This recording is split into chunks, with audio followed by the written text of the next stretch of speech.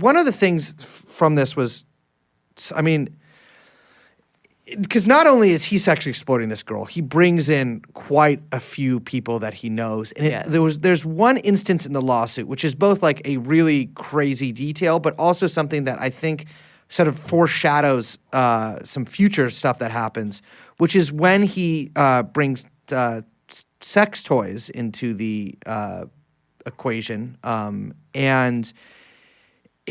Notably, I'm going to just read from this real quick. Notably, McMahon was more aggressive when using the certain sex toys named after male WWE wrestlers and performers. McMahon named the sex toys so that the color of the toy matched the race of the wrestler. For example, a black dildo would be named after an African-American wrestler, and a white dildo would be named after a Caucasian wrestler.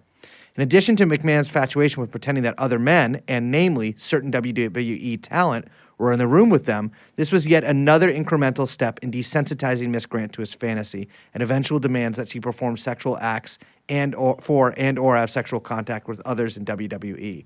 We should say real quick, because we haven't, that at this point the relationship between them is fully sexual. Yeah.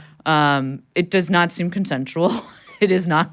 I mean, there's nothing in this to make it seem consensual. And she repeatedly says over and over again how much she felt she was intimidated and had to kind of had to basically have sex with Vince on, all different sorts of occasions. Send him nudes, send him all of these sexually explicit text messages, because he could, and he made this very clear to her, that he controlled her livelihood, her job, her employment, and if she didn't comply, he would tell everybody at the company what they were doing. Weirdly enough, too, for years, people have said, since the 80s, people have said the WWE feels like Vince McMahon playing with he feels like a guy that's playing with his toys.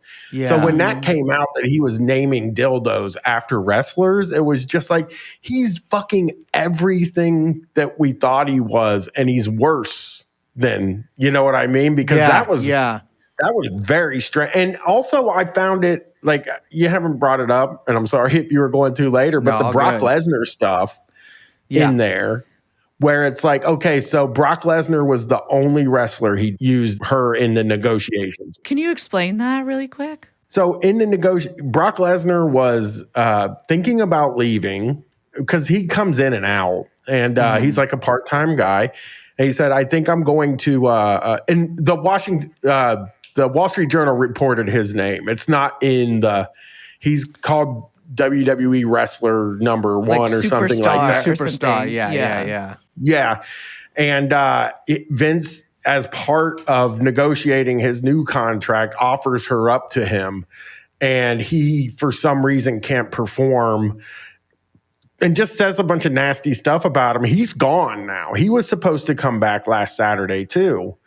And they've scrubbed him from all the plans that they have. So it's very obvious that he is one of the guys. But he, in the past, since 2018, 2019, the negotiations for talent have been a little bit more contentious, because there's a second company that can pay them the same amount of money that Vince can pay them. So it just makes me think, like, man, how many times did he use her as a bargaining chip to keep a guy or to get a guy to jump over and stuff? Like, I think like all those top guys, your John Cena's and guys like that, I don't know if he's ever done anything. It's never been rumored. It's just weird. And like, they're like top guys. Undertaker is one that I always think about, because like he is in the inner circle of Vince, and like, if he had to know about it.